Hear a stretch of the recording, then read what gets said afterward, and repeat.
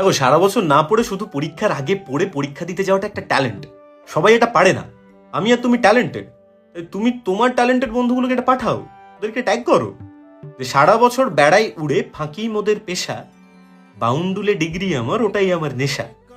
বইপত্র গুছিয়ে রাখি, ছুঁই না আমি বেশি, বেকার বেকার ঘেঁটে ওদের করব কেন মেসি?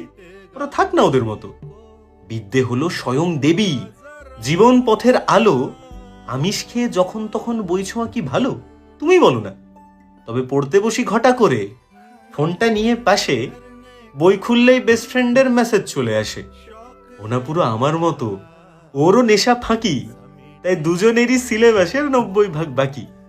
প্রতি বছর ভাবি এবার পড়বো প্রথম থেকে, পড়তে গেলে ডিম আনতে মা খালি নাই ডেকে। তুমি বলো, এই ডিম, দুধ, নকুলদানা, শ্যাম্পু আনতে কতটা সময় নষ্ট হয়, সেটা মা বোঝে না। আরেকটা কথাও তো ভাবতে হবে যে আমরা যদি সব পড়ে নিই, টপাররা কি পাবে? বেকার বেকার তখন ওরা ডিপ্রেশনে যাবে। সেটা কি আমরা করতে পারি? তাই রুটিন পেলেই সিলেবাসের আনবক্সিং করি। আমরা বাপু পরীক্ষার ওই আগের রাতেই পড়ি। আমরা তাতেই সুখী, তাতে আমাদের হয়ে যায়। আমরা যদি সারা বছর পড়ে নিই, পৃথিবী উল্টে যাবে। কিন্তু আমাদের তো আরো কাজ থাকে, শুধু পড়লে হবে? ধুর, এটুকু তোমরা বোঝো না, সারাদিন পড়া পড়া পড়া। আমাদের তো হয়ে যাচ্ছে। ঠিক আছে, চলো টাটা।